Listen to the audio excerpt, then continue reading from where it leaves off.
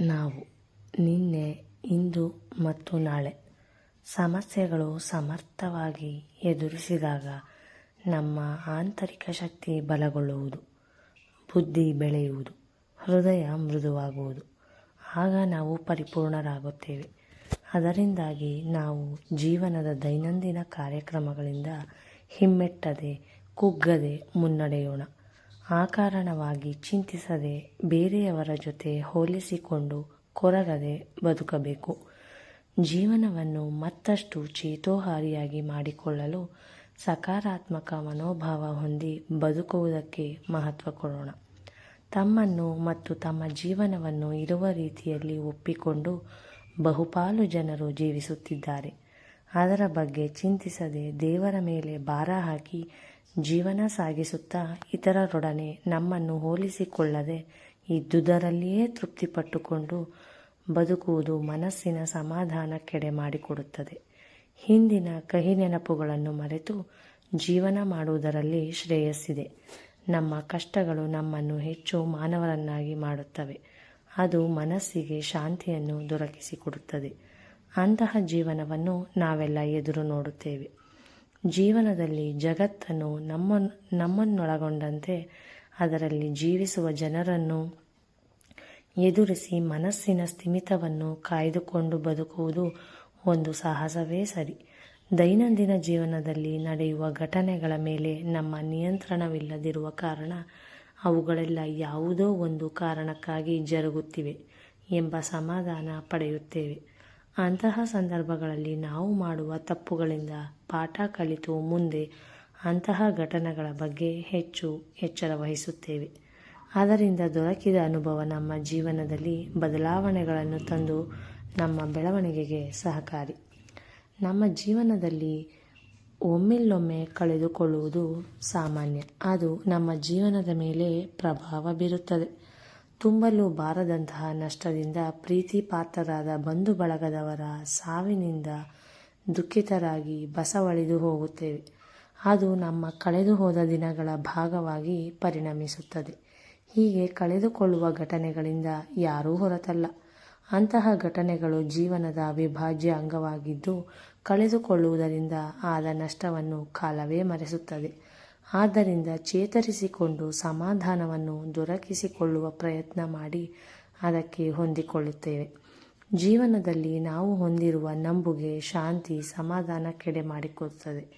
ಜೀವನದಲ್ಲಿ ಕೊಡುವ, ತೆಗೆದುಕೊಳ್ಳುವ ಕಾರ್ಯಕ್ರಿಯೆಗಳು ನಡೆಯುತ್ತಿರುತ್ತವೆ. ಕ್ಷಮಿಸುವುದು ವೈಮನಸ್ಸನ್ನು ಮರೆಸುತ್ತದೆ. ಹಿಂದಿನ ನೋವನ್ನು, ಕಷ್ಟ ಕಾರ್ಪಣ್ಯಗಳ ನೆನಪುಗಳನ್ನು ಕೆದಕುತ್ತಾ ಜೀವನವನ್ನು ಅಸಹನೀಯವಾಗಿ ಮಾಡಿಕೊಳ್ಳುವುದಕ್ಕಿಂತ ನಲಿಯುತ್ತಾ ಬದುಕಬೇಕು. ಮನಸ್ಥಿತಿಯ ಶಾಂತಿ ನೀವು ಕಳೆದುಕೊಂಡಿರುವ, ಪಡೆದಿರುವ ಮತ್ತು ಪಡೆಯಬಹುದಾದುದರ ಬಗ್ಗೆ ಹೊಂದಾಣಿಕೆ ಮಾಡಿಕೊಟ್ಟು ಜೀವನ ನಡೆಸಲು ಅನುಕೂಲ ಮಾಡಿಕೊಡುತ್ತದೆ. ಅದಕ್ಕಾಗಿ ಇಂದಿನ ಜೀವನವನ್ನು ಬದುಕುವುದರ ಬಗ್ಗೆ ಎಲ್ಲೆಡೆ ಮಹತ್ವ ಕೊಡಲಾಗಿದೆ. ಆ ಕಾರ್ಯಕ್ರಿಯೆ ಬಹುಮುಖಿಯಾಗಿದ್ದು, ಅದು ನಮ್ಮ ಜೀವನದ ಎಲ್ಲ ಅಂಶಗಳ ಮೇಲೆ ತನ್ನ ಪ್ರಭಾವವನ್ನು ಬೀರಬಲ್ಲದಾಗಿದೆ. ಅದನ್ನು ಪಡೆಯಲು ಸಮಯ, ಸಮಾಧಾನ, ನಂಬುಗೆ, ಪ್ರೀತಿ, ವಿಶ್ವಾಸಗಳು ಬೇಕಾಗುತ್ತವೆ. ನಮ್ಮ ಜೀವನದಲ್ಲಿ ಉಂಟಾದ ಘಟನೆಗಳನ್ನು ನಾವು ಪ್ರಸಕ್ತ ದಿನಮಾನಗಳವರೆಗೆ ಕೊಂಡು ತರುತ್ತೇವೆ. ನಮ್ಮ ಬಾಲ್ಯದಲ್ಲಿ, ಯೌವನದಲ್ಲಿ, ವಯಸ್ಕ ಜೀವನದಲ್ಲಿ ಜರುಗಿದ ಘಟನೆಗಳು ನಮ್ಮ ಜೀವನದಲ್ಲಿನ ನಮ್ಮ ನಂಬುಗೆಯನ್ನು ಬಲಪಡಿಸಿ ನಮ್ಮ ದೇಹಜಾಲದ ಅವಿಭಾಜ್ಯ ಅಂಗಗಳಾಗುತ್ತವೆ. ಕೆಲವೊಮ್ಮೆ ಹಿಂದಿನ ಕಹಿ ಘಟನೆಗಳನ್ನು ಕಾರ್ಮೋಡದಂತೆ ಇಂದಿನ ಸ್ಥಿತಿಗತಿಗಳ ಮೇಲೆ ಕವಿದು ಮುಂದುಗಾಣದಂತೆ ಮಾಡಬಲ್ಲವು.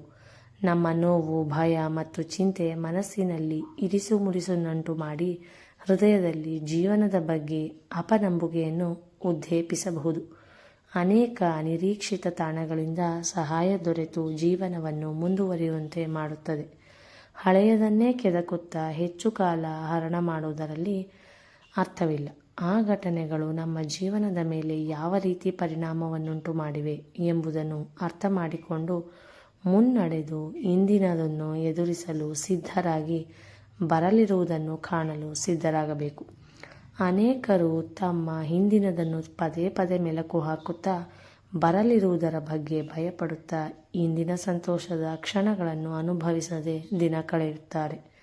ಈ ಹಿನ್ನೆಲೆಯಲ್ಲಿ ನಾವು 3 ಬಗೆಯ ವ್ಯಕ್ತಿಗಳಾಗಿದ್ದೇವೆ. ಅವು ನಿನ್ನೆಯ, ಇಂದಿನ ಮತ್ತು ನಾಳಿನ ವ್ಯಕ್ತಿಗಳು. ಹಿಂದೆ ನಾವು ಎದುರಿಸಿದ ಕಷ್ಟ ಕಾರ್ಪಣ್ಯಗಳ ನೆನಪು ನಮ್ಮ ಇಂದಿನ ಜೀವನದಲ್ಲಿ ಮೇಲೆ ಮೋಡದಂತೆ ಕವಿದಿರುತ್ತದೆ. ಇಂದಿನ ನಾವು ಜೀವನದ ಈಗಿನ ಕ್ಷಣಗಳನ್ನು ಅನುಭವಿಸಿ ಜೀವನವನ್ನು ಸಂಪೂರ್ಣವಾಗಿ ಬದುಕಬೇಕಾಗಿರುತ್ತದೆ. ಅದು ಕೊಡಮಾಡುವ ನೋವು ನಲಿವುಗಳಿಂದ ಕುಗ್ಗದೆ ಹಿಗ್ಗದೆ ಜೀವಿಸಬೇಕು. ಅದು ನಮ್ಮ ಸರ್ವಾಂಗೀಣ ಅಭಿವೃದ್ಧಿಗೆಡೆ ಮಾಡಿಕೊಟ್ಟು ಮನಸ್ಸಿನ ಶಾಂತಿಯನ್ನು ಕಾಪಾಡುತ್ತದೆ. ಹಳೆಯದು ಕಳೆದು ಹೋಗಿದ್ದು, ಭವಿಷ್ಯವನ್ನು ಬರಬೇಕಾಗಿದ್ದು, ಅವುಗಳ ಬಗ್ಗೆ ಚಿಂತಿಸದೆ ಇಂದಿನದನ್ನು ಅನುಭವಿಸುವ ಮನಸ್ಥಿತಿಯನ್ನು ನಾವು ಹೊಂದಬೇಕು. ಭವಿಷ್ಯದಲ್ಲಿ ಬರಲಿರುವುದರ ಬಗ್ಗೆ ನಾವು ಸದಾ ಆಶಾವಾದಿಗಳು. ಅದನ್ನು ಬಗ್ಗೆ ಕನಸು ಕಾಣುತ್ತಿರುತ್ತೇವೆ. ಜೀವನದ ಈ ಎಲ್ಲ ಹಂತಗಳಲ್ಲಿ ನಾವು ಯಾವ ರೀತಿ ವರ್ತಿಸುತ್ತೇವೆ, ಜೀವನದ ಘಟನೆಗಳನ್ನು ಯಾವ ರೀತಿ ಸ್ವೀಕರಿಸುತ್ತೇವೆ, ಅವುಗಳಿಗೆ ಯಾವ ರೀತಿ ಪ್ರತಿಕ್ರಿಯಿಸುತ್ತೇವೆ ಎಂಬುದು ಬಹುಮುಖ್ಯ. ಅದರಿಂದಾಗಿ ಭೂತಕಾಲ ಯಾವ ರೀತಿ ನಮ್ಮ ಮೇಲೆ ಪ್ರಭಾವ ಬೀರುತ್ತಿದೆ, ಪ್ರಸಕ್ತ ಜೀವನವನ್ನು ಹೇಗೆ ನಿಭಾಯಿಸುತ್ತಿದ್ದೇನೆ ಮತ್ತು ಜೀವನದಲ್ಲಿರಿಸಿದ ನಂಬುಗೆ ಮತ್ತು ಭರವಸೆ ಯಾವ ರೀತಿ ನಮ್ಮ ಆಂತರಿಕ ಶಾಂತಿಯನ್ನು ಕಾಪಾಡುತ್ತದೆ ಎಂಬುದು ಮುಖ್ಯವಾಗಿದೆ. ನಾವು ಜೀವಿಸಿರುವ ಜೀವನ ಮೌಲ್ಯಯುತವಾಗಿದ್ದು, ಅದನ್ನು ನಾವು ಉತ್ಸಾಹ ಚೈತನ್ಯದ ಸಹಾಯದಿಂದ ಸುಂದರವಾಗಿಸುವ ಮಾನಸಿಕ ಶಾಂತಿಯನ್ನು ಪಡೆಯಬೇಕು. ಬರಲಿರುವುದಕ್ಕಾಗಿ ಚಿಂತಿಸದೆ ಇರುವುದನ್ನು ಅನುಭವಿಸಿ ನಲಿಯುವ ಮನೋಧರ್ಮವನ್ನು ನಾವು ಬೆಳೆಸಿಕೊಂಡು ತೃಪ್ತಿ ಪಡೆಯಬೇಕು. ನಮ್ಮ ಜೀವನ ಬಲಯುತವಾದ ಅಡಿಪಾಯವನ್ನು ಹೊಂದಿದ್ದು, ಅದನ್ನು ಚೇತೋಹಾರಿಯಾಗಿಸುವಲ್ಲಿ ಅಡಿಪಾಯದ ಕಲ್ಲುಗಳು ಮಹತ್ವದ ಪಾತ್ರವನ್ನು ಹೊಂದಿದೆ. ಅವು ನಮ್ಮ ವೈಯಕ್ತಿಕ ಬೆಳವಣಿಗೆಗೆ ದಾರಿದೀಪಗಳಾಗಿವೆ. ನಮ್ಮ ಮಾನಸಿಕ ಶಾಂತಿ ಈ ಅಡಿಪಾಯ ಬಲಗೊಳ್ಳುವುದರಿಂದ ದೊರೆಯುತ್ತದೆ. ಈ ಅಡಿಪಾಯದ ಮೇಲೆ ಭದ್ರವಾಗಿ ಇರಿಸಲ್ಪಟ್ಟ ಕಂಬಗಳು ಜೀವನದ ಮೇಲಿನ ಹಿಗ್ಗದೆ ಕುಗ್ಗದೆ ಸಮತೋಲನೆಯನ್ನು ಕಾಯ್ದುಕೊಂಡು ಆಂತರಿಕ ಶಕ್ತಿಯನ್ನು ಬೆಳೆಸಿಕೊಂಡು ನಮ್ಮ ಸರ್ವತೋಮುಖ ಏಳಿಗೆಗೆ ಅವಕಾಶ ಮಾಡಿಕೊಟ್ಟಿವೆ. ನಾವು ತೋರಿಸುವ ಪ್ರೀತಿ, ವಿಶ್ವಾಸ, ದಯೆ, ಸಮಾಧಾನ, ಶ್ರದ್ಧೆ, ಅನುಕಂಪ ಇಂದಿನ ಸ್ಪರ್ಧಾತ್ಮಕ ಜೀವನದ ಸದ್ದುಗದ್ದಲದಲ್ಲಿ ಮನಸ್ಸಿಗೆ ಶಾಂತಿ, ತೃಪ್ತಿಯನ್ನು ತರುತ್ತವೆ.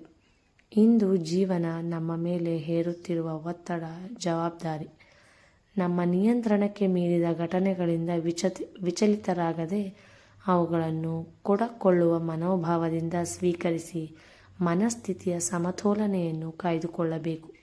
ನಾವು ಜನ್ಮವೆತ್ತಿದಾಗ ಏನನ್ನೂ ತರುವುದಿಲ್ಲ, ಜೀವನದಿಂದ ನಿರ್ಗಮಿಸುವಾಗ ಏನನ್ನೂ ಕೊಂಡೊಯ್ಯುವುದಿಲ್ಲ. ನಾವು ಇಲ್ಲಿರುವ ತನಕ ವಸ್ತುಗಳು ತಾತ್ಕಾಲಿಕವಾಗಿ ನಮ್ಮೊಂದಿಗೆ ಇರುವಂತಹವು.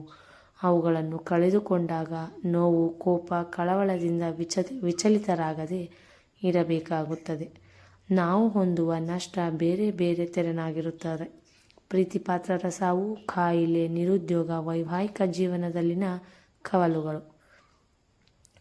ಅಧಿಕಾರ ಮೊಟಕುಗೊಳ್ಳುವುದು, ಸ್ಥಾನಮಾನಗಳ ಹಿನ್ನಡೆ, ವಯಸ್ಸಾಗುವುದು, ಪರಾವಲಂಬನೆ, ಹಣದ ಮುಗ್ಗಟ್ಟು ಇವೆಲ್ಲವನ್ನು ಜೀವನದ ಭಾಗಗಳೆಂದು ಪರಿಗಣಿಸಬೇಕು. ಅವು ರಾತ್ರಿ ಕಳೆದು ಹಗಲು ಬರುವಂತೆ ಜರುಗುವ ಘಟನೆಗಳು. ಈ ನಷ್ಟಕ್ಕೆ ಯಾವ ಇತಿಮಿತಿ ಇಲ್ಲ. ಅವು ಎಲ್ಲರ ಜೀವನದಲ್ಲಿಯೂ ಕಂಡುಬರುವಂಥವು. ಅವುಗಳನ್ನು ಸಮಾಧಾನದಿಂದ ಎದುರಿಸಿ ಜೀವನದಲ್ಲಿ ಬೆಳೆಯುವುದಕ್ಕೆ ಇರುವ ಮಾರ್ಗಗಳನ್ನು ಆರಿಸಬೇಕು. ಅವುಗಳನ್ನು ಸಮಸ್ಯೆಗಳು ಸಮರ್ಥವಾಗಿ ಎದುರಿಸಿದಾಗ ನಮ್ಮ ಆಂತರಿಕ ಶಕ್ತಿ ಬಲಗೊಳ್ಳುವುದು, ಬುದ್ಧಿ ಬೆಳೆಯುವುದು, ಹೃದಯ ಮೃದುವಾಗುವುದು. ಆಗ ನಾವು ಪರಿಪೂರ್ಣರಾಗುತ್ತೇವೆ. ಆದ್ದರಿಂದಾಗಿ ನಾವು ಜೀವನದ ದೈನಂದಿನ ಕಾರ್ಯಕ್ರಮಗಳಿಂದ ಹಿಮ್ಮೆಟ್ಟದೆ ಕುಗ್ಗದೆ ಮುನ್ನಡೆಯೋಣ. ಇಂದು ನಾವು ಪಡೆದಿರುವ ಆರೋಗ್ಯ, ಉದ್ಯೋಗ, ಪ್ರೀತಿಯ ಕುಟುಂಬಕ್ಕಾಗಿ ಪರಮಾತ್ಮನನ್ನು ವಂದಿಸಿ ನೆನೆಯೋಣ. ಆ ಕಾರಣವಾಗಿ ಚಿಂತಿಸದೆ ಬೇರೆಯವರ ಜೊತೆ ಹೋಲಿಸಿಕೊಂಡು ಕೊರಗದೆ ಬದುಕಬೇಕು. ಜೀವನವನ್ನು ಮತ್ತಷ್ಟು ಚೇತೋಹಾರಿಯಾಗಿ ಮಾಡಿಕೊಳ್ಳಲು ಸಕಾರಾತ್ಮಕ ಮನೋಭಾವ ಹೊಂದಿ ಬದುಕುವುದಕ್ಕೆ ಮಹತ್ವ ಕೊಡೋಣ.